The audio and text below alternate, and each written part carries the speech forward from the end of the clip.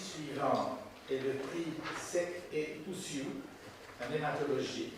La lauréate est Mme Orlando, mais le prix va être présenté par le professeur Frédéric Poussiou de l'Université catholique du Moulin, mais sera honoré plus tard à l'Académie royale de médecine néerlandaise, à la KGB. Madame la ministre, monsieur le secrétaire perpétuel, chers et chers collègues, chers lauréats, l'exercice qui m'est demandé est un peu périlleux, puisque jusqu'il y a une heure, je ne savais pas si la lauréate serait présente, et donc je vais essayer de résumer ses travaux. Alors c'est un privilège évidemment de présenter brièvement les travaux du docteur Christelle Orlando, la lauréate du prix Edmond Sec et André Uccio. J'ai, vous l'avez compris, bien connu ces deux personnes qui ont fondé il y a une soixantaine d'années l'association de l'hémophilie. Et l'association de l'hémophilie a décidé il y a une quinzaine d'années de fonder un prix via la RNB, mais également la KGB, donc l'équivalent néerlandophone, pour récompenser une contribution scientifique dans le domaine des maladies hémorragiques héréditaires.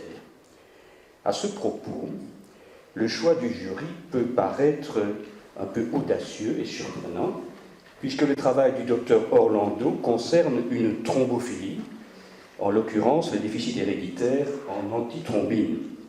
Ceci dit, la coagulation est une cascade complexe, impliquant à la fois des protéines pro- et anticoagulantes, et donc nous serons d'accord pour dire qu'une meilleure connaissance des protéines responsables des thromboses peut certainement éclairer les maladies héréditaires hémorragiques, objet premier du prix.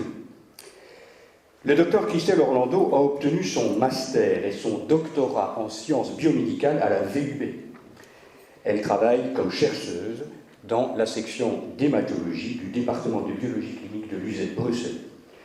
Ce groupe a développé une expertise internationalement reconnue dans le domaine du déficit héréditaire en antithrombine sous la direction du docteur Christine Jochmans. Alors le déficit héréditaire en antithrombine est en fait une maladie autosomale dominante qui est responsable de thromboses veineuses récidivantes. Christelle tirant parti d'une grande base de données de patients accumulés à l'UZ Bruxelles, souffrant donc de cette affection, et également de son expertise et de l'expertise spécifique du laboratoire dans le domaine, a pu identifier en fait de nouvelles mutations dans le gène codant l'antithrombine, et en particulier chez des patients d'origine africaine. C'est l'originalité de ce travail.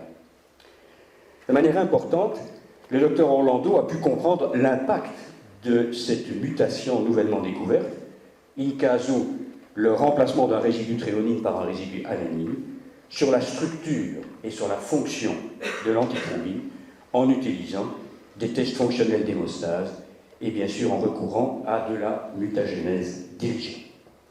Le docteur Orlando a par ailleurs observé, ce qui est important pour la clinique, que cette mutation était en fait rarement détectée par la majorité des tests de laboratoire usuels utilisés en biologie clinique.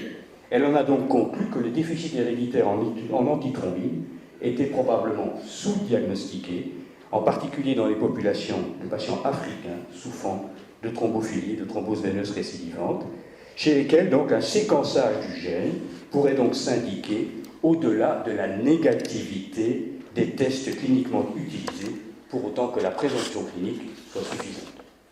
Les résultats des travaux du Dr Orlando ont été publiés dans une prestigieuse revue, dont la moindre n'est pas Thrombosis and Hemostasis. Ils ont été colligés dans une thèse doctorale intitulée Novel Insights in Inherited Antithrombin Deficiency from Laboratory Diagnosis to Clinical Presentations. Au nom des membres du jury du prix Edmond Sec et André Uccio, j'adresse virtuellement, mais très chaleureusement, mes félicitations au docteur Christelle Orlando.